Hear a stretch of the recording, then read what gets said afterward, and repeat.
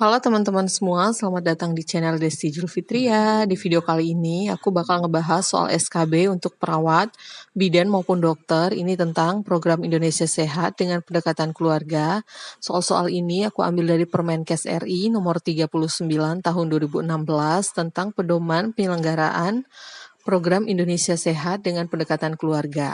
Aku punya 10 latihan soal yang bisa kita bahas, dan sebelum kita membahas soal-soalnya, aku kasih kalian waktu 10 detik untuk menjawab. Soal nomor 1 di bawah ini yang bukan termasuk tujuan penyelenggaraan PIS-PK adalah A. Meningkatkan akses keluarga beserta anggotanya terhadap pelayanan kesehatan yang komprehensif. B. Mendukung pencapaian standar kesehatan minimal kabupaten atau kota. C. Meningkatkan ketersediaan, keterjangkauan, pemerataan, dan kualitas farmasi dan alat kesehatan. D. Mendukung pelaksanaan jaminan kesehatan nasional. E. Mendukung tercapainya tujuan program Indonesia Sehat dalam Renstra Kemenkes 2015-2019.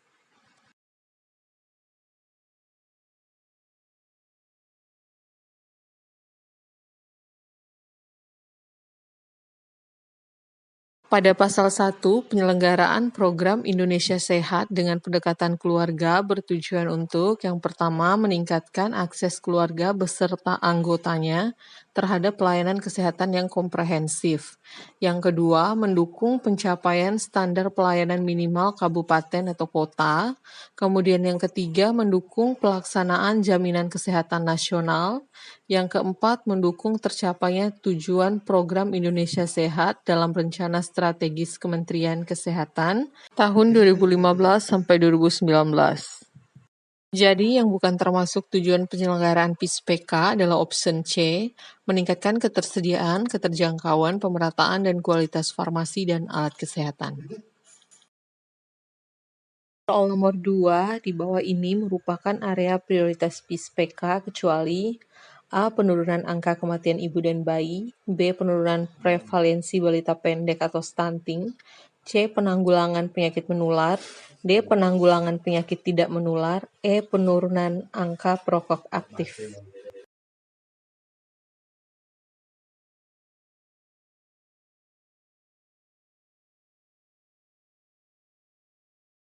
Pada pasal 2, ayat 1, program Indonesia Sehat dengan pendekatan keluarga terdiri atas 4 area prioritas, yaitu meliputi yang pertama penurunan angka kematian ibu dan bayi, yang kedua penurunan prevalensi balita pendek atau stunting, yang ketiga penanggulangan penyakit menular, dan yang keempat penanggulangan penyakit tidak menular. Jadi yang bukan merupakan area prioritas PIS-PK adalah option E, penurunan angka perokok aktif. Soal nomor 3, penyelenggaraan PIS-PK dilakukan oleh A. Dinas Kesehatan, B. Puskesmas, C. Lurah, D. Menteri Kesehatan, E. Presiden.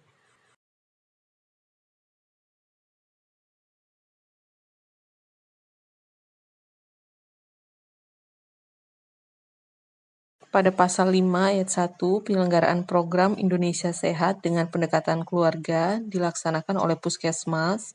Kemudian dijelaskan pada pasal 2, penyelenggaraan PIS-PK ini dilaksanakan untuk memperkuat fungsi Puskesmas dalam penyelenggaraan upaya kesehatan masyarakat atau UKM dan upaya kesehatan perorangan atau UKP. Jadi option jawaban benar untuk soal nomor 3 adalah B. Soal nomor 4, pelaksanaan PIS-PK di tingkat puskesmas dilakukan melalui kegiatan di bawah ini kecuali A. Melakukan pendataan kesehatan pada kepala keluarga, B. Melaksanakan sistem informasi dan pelaporan puskesmas, C. Melakukan kunjungan rumah dalam upaya promotif, preventif, kuratif, dan rehabilitatif, D. Melaksanakan pelayanan kesehatan dalam dan luar gedung melalui pendekatan siklus hidup, E. Membuat dan mengelola pangkalan data puskesmas.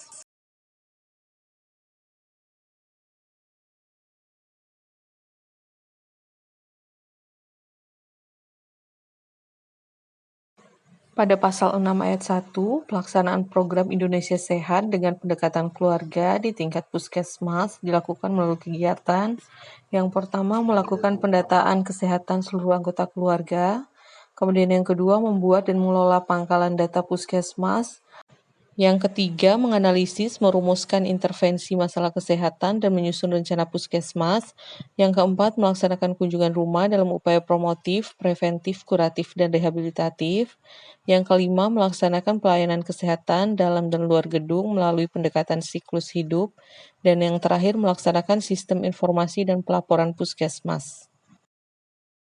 Yang benar untuk soal nomor 4 adalah option A, melakukan pendataan kesehatan pada kepala keluarga.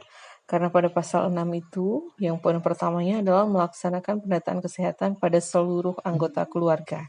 Jadi bukan hanya kepala keluarga saja.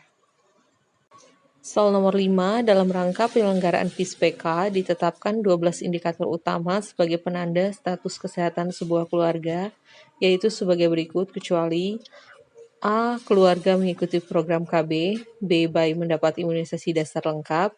C. Anggota keluarga tidak ada yang minum alkohol. D. Keluarga sudah menjadi anggota JKN. E. Penderita gangguan jiwa mendapat pengobatan dan tidak ditelantarkan.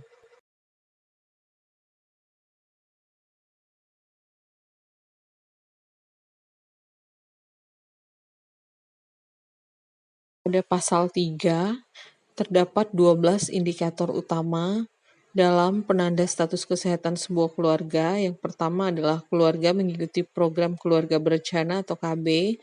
Kemudian yang kedua, ibu melakukan persalinan di fasilitas kesehatan. Yang ketiga, bayi mendapat imunisasi dasar lengkap. Yang keempat, bayi mendapat air susu ibu atau ASI eksklusif. Yang kelima, bayi mendapatkan pemantauan pertumbuhan. Yang keenam, penderita tuberkulosis paru mendapatkan pengobatan sesuai standar. Yang ketujuh, penderita hipertensi melakukan pengobatan secara teratur. Yang kedelapan, penderita gangguan jiwa mendapatkan pengobatan dan tidak ditelantarkan. Yang kesembilan, anggota keluarga tidak ada yang merokok. Yang kesepuluh, keluarga sudah menjadi anggota Jaminan Kesehatan Nasional atau JKN. Yang ke-11, keluarga mempunyai akses sarana air bersih. Dan yang ke-12, keluarga mempunyai akses atau menggunakan jamban sehat. Jadi jawaban benar untuk soal nomor 5 adalah option C, anggota keluarga tidak ada yang minum alkohol. Dan buat teman-teman, penting banget buat kalian untuk menghafal 12 indikator utama dari penyelenggaraan PISPK ini, karena pastinya nanti salah satu dari indikator ini pasti keluar pada saat SKB. Soal nomor 6, menyelenggarakan sistem dini perkembangan anak merupakan kegiatan dalam rangka menurunkan prevalensi balita pendek atau stunting pada A. Ibu hamil dan bersalin, B. Balita, C. Anak sekolah, D. Remaja, E. Dewasa muda.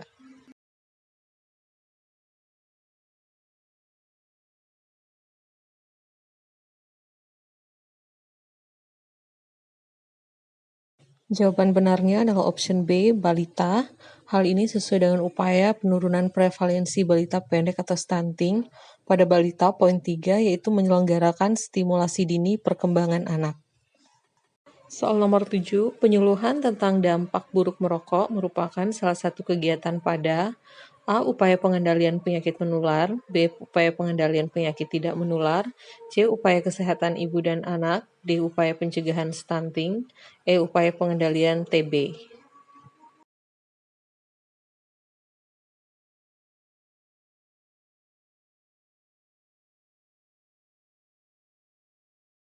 Jawaban benarnya adalah option B. Upaya pengendalian penyakit tidak menular. Pada upaya pengendalian penyakit tidak menular atau PTM terdapat 4 poin, dan poin penyuluhan tentang dampak buruk merokok ini pada poin nomor 3. Kegiatan satunya yaitu peningkatan deteksi dini faktor risiko PTM melalui Posbindu, kemudian yang kedua peningkatan akses pelayanan terpadu PTM di fasilitas kesehatan tingkat pertama atau FKTP, kemudian yang keempat adalah menyelenggarakan layanan upaya berhenti merokok. Kita lanjut soal nomor 8, intervensi pada 1000 hari pertama kehidupan anak merupakan kegiatan dalam rangka A. Penurunan angka kematian bayi atau AKI, B. Penurunan prevalensi balita pendek atau stunting, C. Upaya kesehatan ibu dan anak, D. Pengendalian angka kesakitan anak.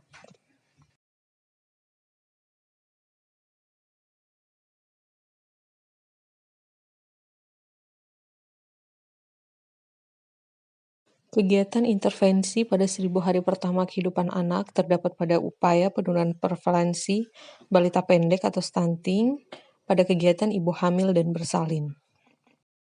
Jadi opsi jawaban benar untuk soal nomor 8 adalah B. Soal nomor 9, pelaksanaan pendekatan keluarga di puskesmas mencakup langkah-langkah sebagai berikut, kecuali A. Pendataan kesehatan keluarga menggunakan formulir Prokesga, B. Pengkajian data oleh tenaga pengelola puskesmas, C. Pembuatan, pengolahan pangkalan data, pengolahan data dan pelaksanaan sistem informasi puskesmas, D. Analisis perumusan interval masalah kesehatan dan penyusunan rencana puskesmas, E. Pelaksanaan penyuluhan kesehatan melalui kunjungan rumah.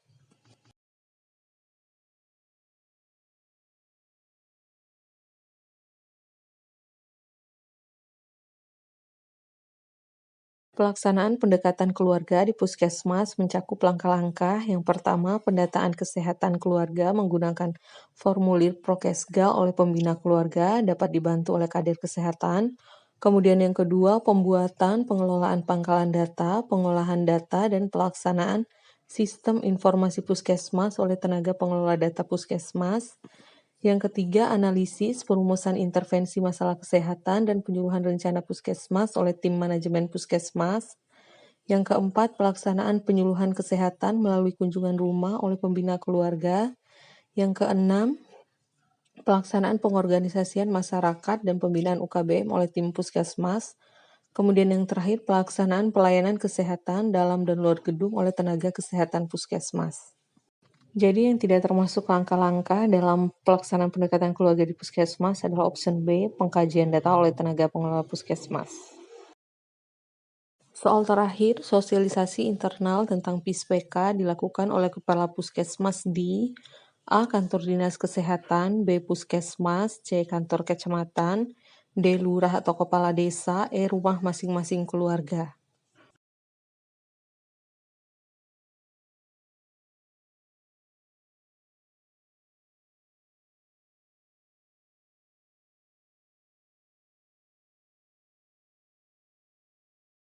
Pada sosialisasi tentang PIS-PK terdapat sosialisasi internal dan sosialisasi eksternal.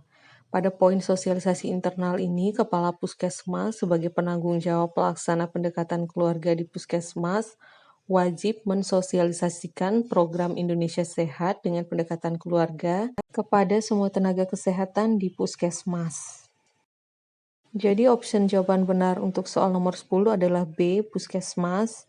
Untuk opsi jawaban C dan D merupakan sosialisasi eksternal PIS-PK.